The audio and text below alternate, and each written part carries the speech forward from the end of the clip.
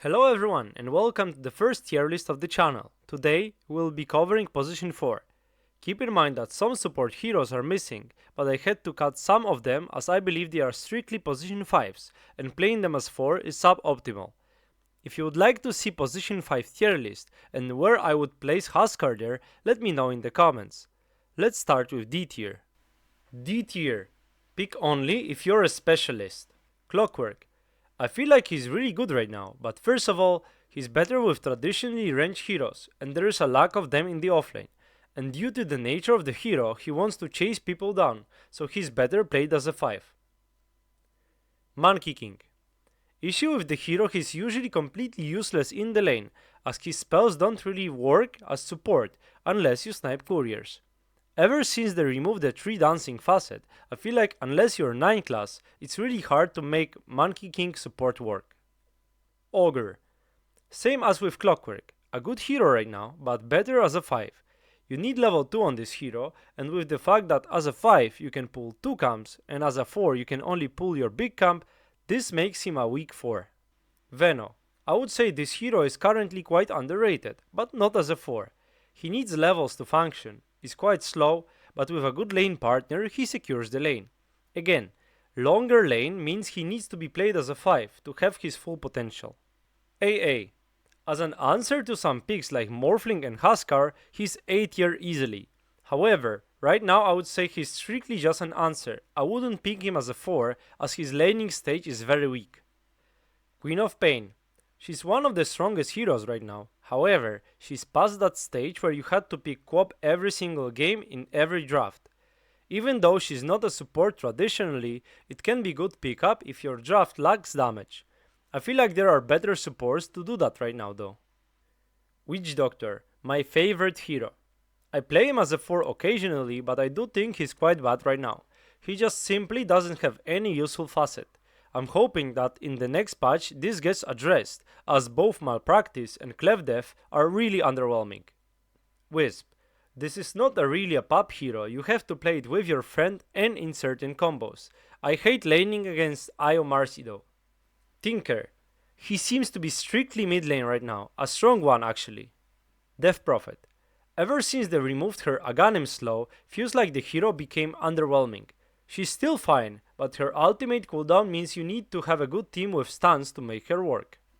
And now let's go to C tier. Eng. Weaker than Chen right now, and better as a 5. Keeper of the Light. I feel like he's just fine, but he needs a good lane partner and possibly the mid laner. He's also a stacking monster. Feel free to pick him up with heroes like Sun King or Earthshaker. Lich. Quite strong of a hero, but again, better as a 5. He's too slow to function as a 4, you can play him there, but then you will have 2 positions 5. Phoenix. Initially I wanted to put him higher, but his level 3 power spike is just too late to have decent lane with him. I've seen him played more with the hotspot facet, so maybe that's the key to make him work. Dazzle. A lot of the heroes on the list should be only on the position 5 list, but depending on how strong they are, you can find them here. That's the case with Dazzle. Quite good of a hero right now, but lacks mobility to be played as a good 4. Gyro. He's potentially higher than C tier. I think he's actually very strong as a support, but it's quite hard to make him work in pub environment, as people will just tilt when you're using flag cannon on creeps, and you want to do this if you want to play Gyro as a support, as this spell is a great harass tool. Shard is still amazing. You can rotate, and you've got 2 good facets, so potentially it can become one of the better heroes. As of now, let's leave him there. Muerta. I feel like she just needs too many items to be a good 4. She's one of the strongest semi-carry supports. If you can get to the late game with items like Gleipnir Aghanims, it becomes so strong, but then she has sustain issues to reach there. With a good lane, she's potentially even A tier, but you need to farm on that hero and land the Q, so as of now, C tier. Wyvern. Ultimately, the problem lies in the fact that you've got no right click damage and your Q has very long cooldown. However, versus current meta carries like Ursa, Troll or Jag, it can be very strong. Sniper. Will you win your lane? Possibly. Will you annoy your teammates? Absolutely. If you know how to abuse the aggro and position well in the lane, it's a good hero. Grimstroke. He's like a budget snapfire. All of his spells are useful and there is a trade-off between taking them on the lane. Ultimately, he's quite greedy in terms of levels while having less impact than the granny. Mirana. I think she's like 2 base damage or 10 movement speed away from being spammed, but as of now, there are better options. She's really solid though, and remember to take all the lotuses with that hero, as they give her more HP. Magnus. It's like the same hero as Earthshaker, but your impact is more limited and you have no simple way to get your blink. If you can get through the laning stage and get to that blink timing, and you have a good empowered target, feel free to pick him. Tiny. Ever since they reduced his damage on spells, I feel like picking him as a 4 needs a good reason. I feel like just like in Magnus' case, he's just a budget task with less utility. Marcy. She's a good support right now, however, better as a 5 and with certain ranged heroes like SF. She could possibly be moved to the B tier if you're good with the hero, but I feel like she's best right now played with the core facet, going for Dominator. Patch. Quite good hero right now, but again, mostly as a core. It can work as support, but usually you want him as position 5, as there's a certain spot in trees that you can block your enemies with a hook. If you do that, he feels amazing, but we all know it never works when it's in your team. Earth Spirit. I feel like he's more of a mid laner right now and also his numbers aren't that amazing. Even though Vessel is a good item, you would rather have it on a different hero. Alchemist. Now I feel like this hero can be moved up, but I wanted to keep him in the C tier for the buffs, as I feel like it can be very hard to make it work with random people. However, with a stack of friends, you have 2 ways of playing him.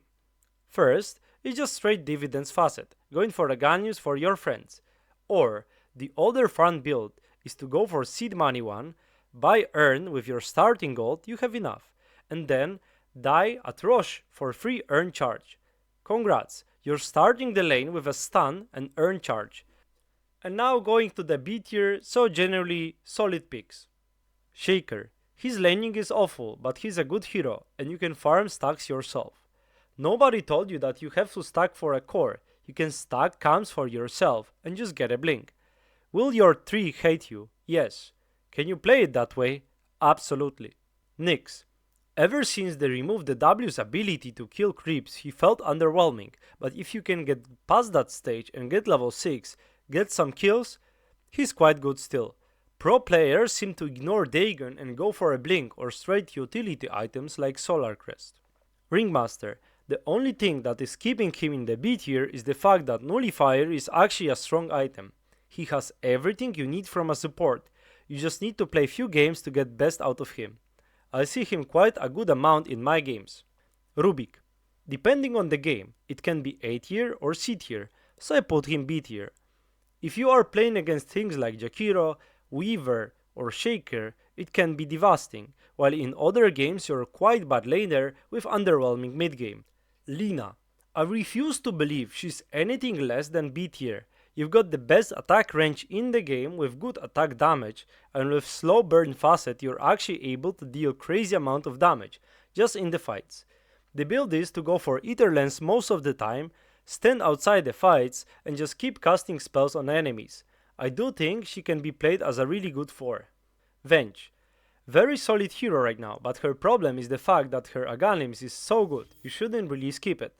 For a hero with no farming ability though, it can be very hard to reach. If you get to that point, you are really strong, and then you should go for utility items like Vladimir's or Solar Crest. Silencer. As an answer to some mobile heroes, he's quite strong.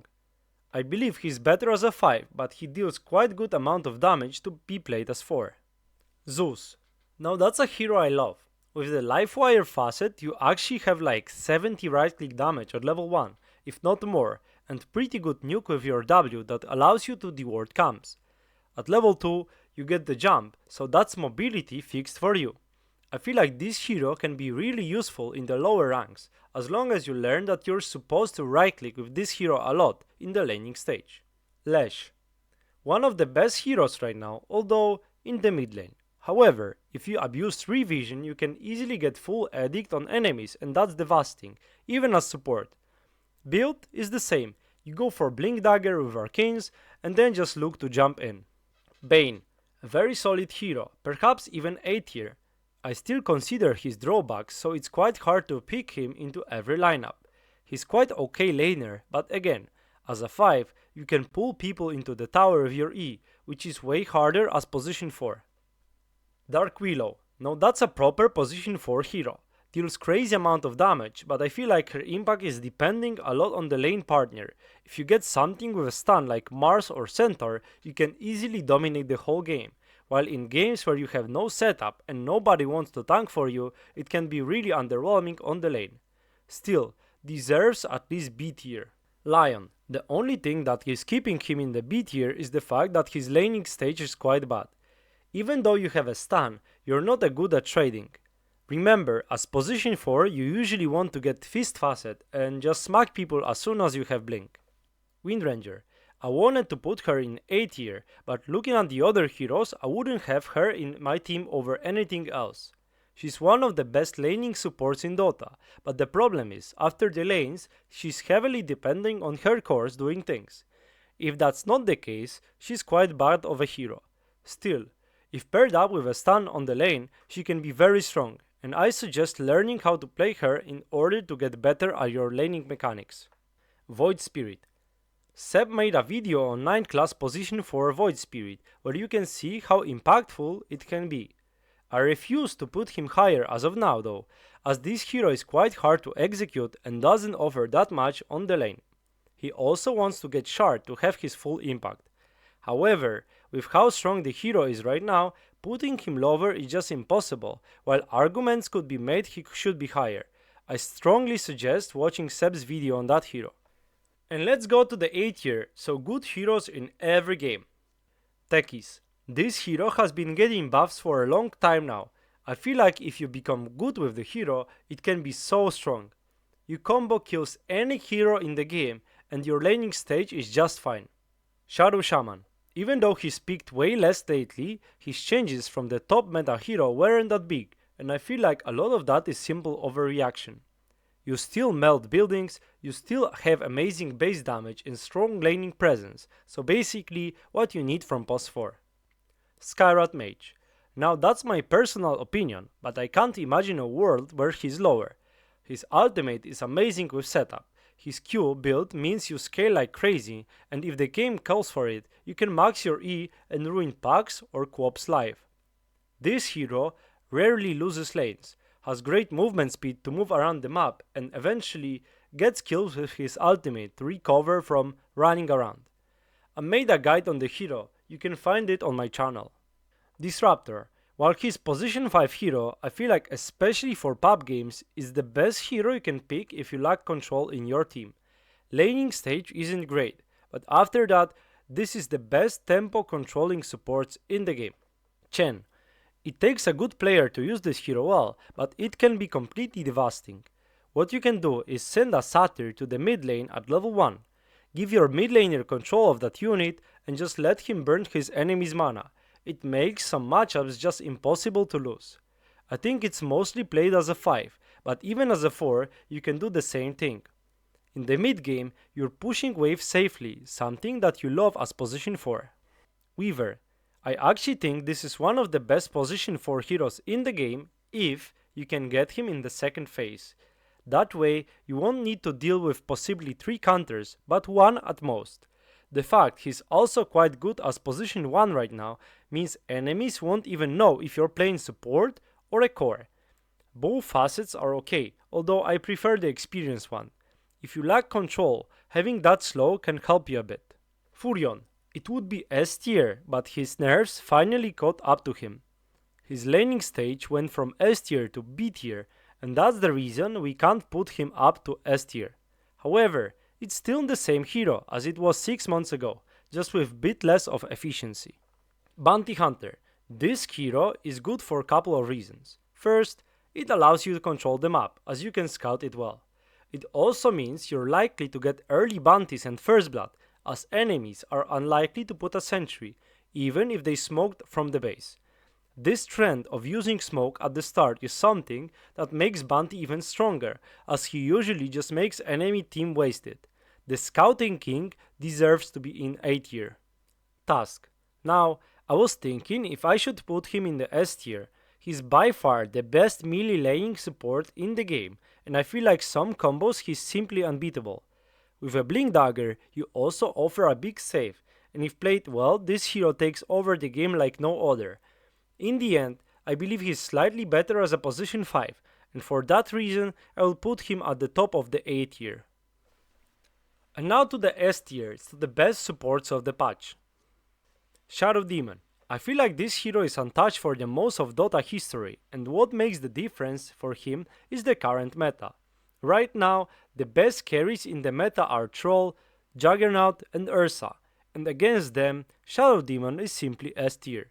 You can stack, you can save, you can dispel. If meta heroes are still kiteable and your save is useful, your hero will be amazing. It also got a small buff on his Q lately, and that sometimes can make a difference. Spirit Breaker. This hero laning stage is bad. Why is he S tier though? He's literally by far the best hero at punishing enemies' bad positioning. I mean, out of all the heroes it would be probably Spectre, but here you can play him as support and have pretty much same impact out of this role. At level 2, hitting the gate and running through the trees to get a kill? Easy. Need to gank mid? There you go, I'll be there in 10 seconds. Really mobile support that punishes split push. Even though he has his drawbacks, if you draft around that, it can be really oppressive to play against. Batrider. I think this could be the hero in Dota 2 that was at least strong for the longest periods of time. Up until I think TI 8 or TI 9, he was one of the meta picks for the most of the time. Now, the reason for that is simple, the good laning presence and reposition tool on his ultimate. With the power creep on the most of the heroes, Bat is still strong, and his innate allows him to trade really well. This hero can take stacks and basically become what he used to be from the mid lane, tempo controller that dominates the map. Pagna. Concept of this hero is broken, and this is why Pagna will be always strong. First, it has amazing lane presence with good base stats. Secondly, it pushes buildings. Level 4 Blast deals over 200 damage to a tower on 5-second cooldown. Then, you are always topped up with resources due to the ward facet, and enemies need to buy Nullifier versus you. It's just impossible to face Pagna without buying that item. This is my go-to hero in pubs right now. Jakiro. This is basically the same case as with Pagna, but the difference is, instead of buying Nulli, you need to buy a BKB. 70 damage right click with Twin Terror Facet, or double stun with Icebreaker. Amazing level 2 power spike, good talents. I think his level 25 talents is literally the best talent in the game, as it doubles up the cast range on his Q. All it took for Jakiro is a small buff to his D to explode, and because of this, he's one of the strongest meta heroes, both as 4 and 5. Hoodwink. Ever since Dota players learned how to read and read the description of Hoodwink's shard, this hero instantly became a meta hero. It got nerfed by 20% and it's still one of the most broken spells in the game, and that's what you need to know. Your laning stage is okay, but then with your mobility you can stack for your cores and rotate for the runes. When you hit level 6, you have like 1000 damage between all of your spells, and on top of that, bonus cast range if you had trouble landing your spells. There's also an angle for Maelstrom build, but I think going for utility like Solar, Yules or Force Staff is better, and then you can abuse the cast ranges. Snapfire. I do think she's literally the best support in Dota right now. Every single of her spells is good, to a point you need to probably pick 2 early on, as you probably won't have mana for all of them if you hit level 3. On top of that, both her Aghanims and Shard upgrades are amazing. A Shard allows you to one-shot waves, and Aghanims is like either blink or save for your allies. Good base stats, constant damage, utility, and the fact you can adapt and go for different builds make her strong enough to be top of the support tier list. And that's it for today. If you don't agree with my list, feel free to comment under the video. Let me know in the comments if you would like to see anything else next, and as always, see you!